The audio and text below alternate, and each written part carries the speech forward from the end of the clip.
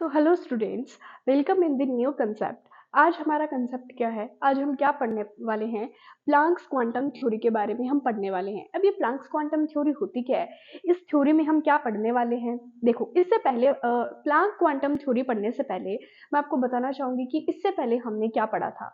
हमने पढ़ा था वेव नेचर के बारे में। पढ़ा था वेव नेचर के बारे में, जिसके बारे में जेम्स मैक्सवेल ने बताया था कि जब कोई चार्ज पार्टिकल एक्सेलरेट करता है तो वेव प्रोड्यूस करता है। हमने वेव का पूरा अच्छे से समझ लिया था कंसेप्ट इससे पहले वाले वीडियो में। लेकिन अब हम पढ़ेंगे पार्टिकल नेचर के बारे में। इससे पहले पढ़ा वेव नेचर के बारे में, बिल्कुल कुछ इस तरीके की वेव के बारे में हम स्टडी कर रहे थे। लेकिन अब हम पढ़ेंगे पार्टिकल नेचर के बारे में। पार्टिकल नेचर के बारे में पढ़ेंगे।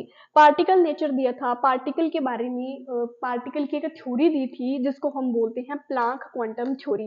प्लांक नाम के एक साइंटिस्ट थे जिन्होंने ये बताया था। तो ये थ्योरी पढ़ते हैं, पहले मैं आपको डेफिनेशन बताती हूँ, उसके बाद हम इसको समझते हैं अच्छे से। Theory states that the atom and molecules, theory कहती है कि एटम एंड मोलिक्यूल्स एमिट और एब्जॉर्ब। अब एमिट और एब्जॉर्ब क्या होता है? वैसे बहुत सिंपल टर्म है, लेकिन मैं बता देती हूँ क्या होता है। देखो, एमिट और एब्जॉर्ब, एब्जॉर्ब यानी हम कोई भी लाइट को एब्जॉर्ब करते हैं, अवशोषित करते हैं, ठीक है। फॉर एग्जाम्पल, कि मान लो ये कोई मेटल है और इस पे एक लाइट रे आई। अब वो लाइट रे मान लो, एनर्जी मान लो, कुछ भी मान लो, लाइट रे आई और इसको इसने क्या कर दिया? एब्जॉर्ब कर लिया। एमिट क्या होता है कि इस लाइट रे को एब्जॉर्ब करके इसने एमिट यानी निकाल दिया। पहले तो उस लाइट रे को एब्जॉर्ब किया, लाइट रे को लिया अपने अंदर, फिर उसको अपने अंदर से निकाल दिया, ठीक है। तो ये क्या हो गया? एमिट कर दिया। सो एमिट और absorb energy in discrete discontinuous packets. अब डिस्क्रीट डिसकंटिन्यूअस पैकेट्स का क्या मतलब हुआ? इसका मतलब ये है कि जब ये एब्जॉर्ब करेगा या एमिट करेगा, जब एब्जॉर्ब या एमिट करेगा तो किस फॉर्म में करेगा, ये बात बोली जा रही है यहाँ पे कि किस फॉर्म में करेगा। इससे पहले वाले में हमने देखा था कि वो वेव के फॉर्म में कर रहा था, वेव बन रही थी। लेकिन अब किस फॉर्म में करेगा? अब करेगा ये पैकेट्स के फॉर्म में, जो डिसकंटिन्यूअस होने वाला है। डिसकंटिन्यूअस मतलब कंटिन्यूअस फॉर्म में नहीं रहने वाले, वो डिसकंटिन्यूअस फॉर्म में होंगे पैकेट्स में। कोल्ड क्वांटा और फोटोन फॉर लाइट, जिसको हम क्वांटा क्वांटा बोलते हैं, फोटोन में बोलते हैं। मैनली वर्ड यूज करेंगे हम फोटोन, ठीक है। जो एनर्जी के पैकेट्स होंगे, जो अब देखो, अब आप सोचोगे एनर्जी कहां से आएगी? रेज आ रही है। अब वो रेज हो सकती है, रेज के फॉर्म में एनर्जी हो सकती है, कुछ भी हो सकता है ना वो। तो वो इंसिडेंट हो रही है, उसको एब्जॉर्ब किया जा रहा है, उसको एमिट किया जा रहा है, तो वो एक एनर्जी के फॉर्म में एब्जॉर्ब हो रही है, एनर्जी के फॉर्म में एमिट हो रही है। तो एनर्जी के फॉर्म में किस फॉर्म में आ रही है? पैकेट्स के फॉर्म में आ रही है ना, पैकेट्स के फॉर्म में आ रही है, तो उसको हम क्वांटा और फोटोन बोलते हैं, ठीक है। अब rather than continuously proposed by max Planck ने किया था इन 900 में, ठीक है। नेक्स्ट है 9000, not 100। It possesses that the energy E of each quantum is directly proportional to its frequency। कि थ्योरी लिख दी क्या है? थ्योरी को मैं हर एक एक वर्ड को समझाऊंगी, हर एक एक वर्ड को मैं यहाँ पे बताऊंगी।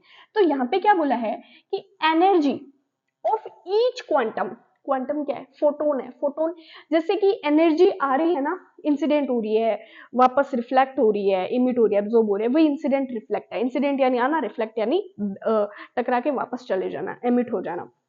तो वो एक एनर्जी है। और एनर्जी के कुछ इस तरीके से छोटे छोटे पैकेट्स बन रहे हैं, आप पैकेट्स इस तरीके से समझ सकते हो। फॉर एग्जाम्पल, जैसे सन है, ठीक है, सन से रेज आ रही है, ठीक है, सन रेज आ रही है। अब वो सन रेज है ना, वो छोटे छोटे पैकेट्स के फॉर्म में आ रहा है। वेव नेचर तो हमने पढ़ लिया था सन का, वेव नेचर हमने सन का पढ़ लिया था, मैंने कल ही वो रेडिएशन के फॉर्म में बताया था। आज हम पढ़ रहे हैं, मैं बता दे, बार बार बोल रही हूँ, आज हम पढ़ रहे हैं पार्टिकल नेचर। क्या पढ़ रहे हैं आज हम? Particle nature. तो पार्टिकल नेचर जो सन से रेज आ रही है ना, वो छोटे छोटे पैकेट के टुकड़ों के रूप में आ रही है, और डिसकंटिन्यूअस वे, डिस्क्रीट डिसकंटिन्यूअस, ठीक है। सो अब एक न्यू लाइन लिखिए, अब एक न्यू कंसेप्ट है, energy is of each photon. ये ई है। अब देखो, ईच फोटोन यानी हर एक फोटोन की अपनी एक एनर्जी होती है। हर एक फोटोन की, मान लो ये सन से जो रेज आ रही है वो कुछ इस तरीके से फोटोन में आ रही है। अब हर एक फोटोन की अपनी एक एनर्जी होती है। तो energy is directly proportional to its frequency.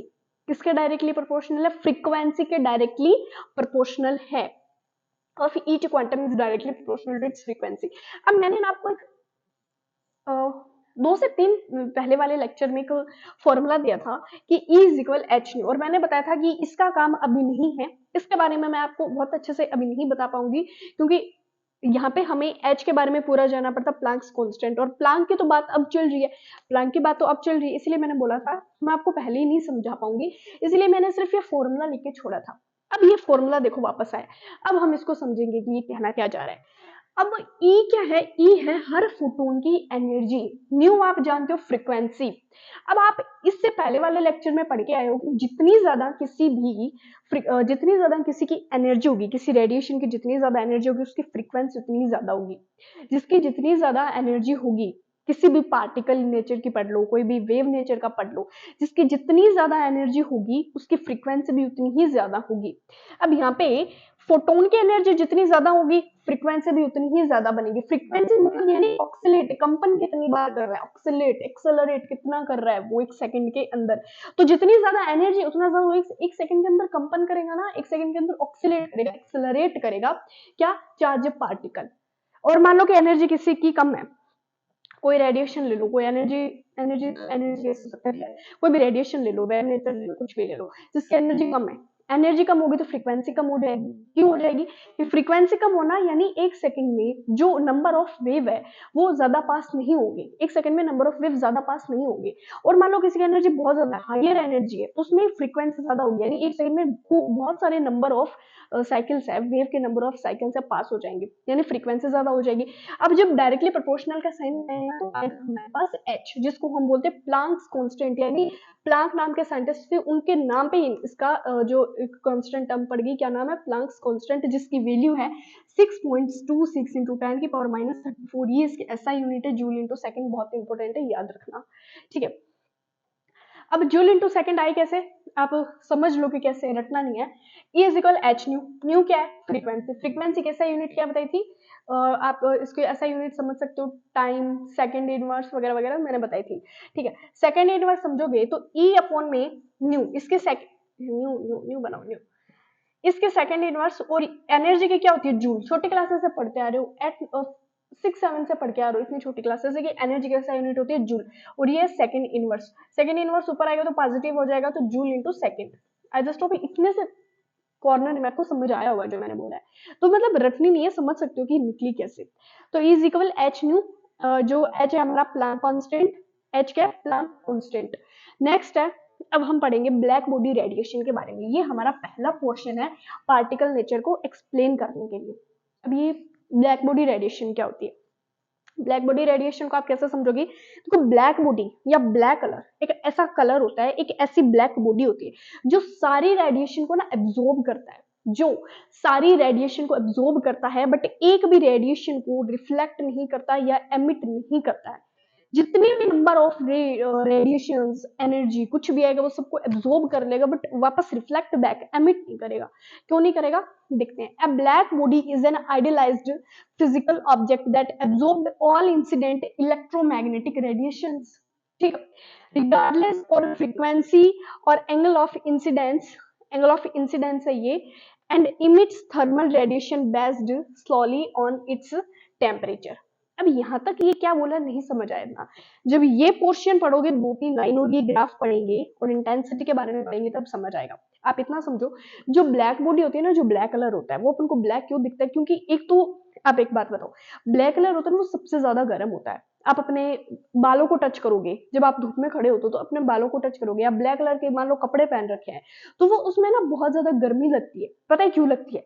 उसका रीजन ये होता है क्योंकि वो सारी रेडिएशन को एब्जॉर्ब कर लेता है, सारी रेडिएशन को एब्जॉर्ब कर लेता है और एक को भी वापस एमिट नहीं करता है। एक को भी वापस एमिट नहीं करने से उसके अंदर कितनी सारी रेडिएशन होती है, इसकी वजह से वो बहुत ज्यादा गर्म हो जाता है। क्या हो जाता है? बहुत ज्यादा गर्म हो जाता है। और सारे कलर उसमें आने से, सारी रेडिएशन उसमें आने से वो क्या हो जाता है, एक ब्लैक कलर का दिखाई देता है। वैसे ब्लैक कोई कलर नहीं होता है, ब्लैक कोई कलर नहीं होता है, बस इतना ब्लैक, जैसे ये व्हाइट कलर है, ब्लू कलर है, तो ये इनका कलर है, लेकिन जैसे ब्लैक कोई कलर नहीं होता। ब्लैक अपन को क्यों दिखाई देता है? ब्लैक अपनी आंखों को दिखाई नहीं देता क्योंकि वो बहुत सारी रेडिएशन को एब्जॉर्ब किए हुए होता है। अब आप इसमें देखोगे कि when the body is heated, जब हम कोई भी बॉडी को हीट करते हैं, जब हम कोई भी, यहाँ पे आप बॉडी क्या लोगे, अब आप सोचोगे कौन सी बॉडी की बात चल रही है, ह्यूमन बॉडी की चल रही है, ना ह्यूमन बॉडी की नहीं चल रही है, यहाँ पे बात चल रही है, आप मेटल को ले सकते हो, ठीक है, मेटेलिक सरफेस को ले सकते हो, ब्लैक बॉडी को ही ले सकते हो जो ब्लैक हो, ठीक है। टर्न्स रेड इमिट, जब हम ब्लैक बॉडी को हीट करेंगे, आप भी देखोगे कि जब हम जो मेटल लेते हैं हम लोहा, जब हम लोहे को हीट करते हैं तो वो रेड कलर का हो जाता है, होता है ना रेड कलर का, रेड इमिट्स, वो रेड कलर की लाइट को क्या करता है, एमिट करता है। रेड लाइट, अब मान लो और हमने टेम्परेचर बढ़ा दिया तो as the temperature increases it changes from red to yellow.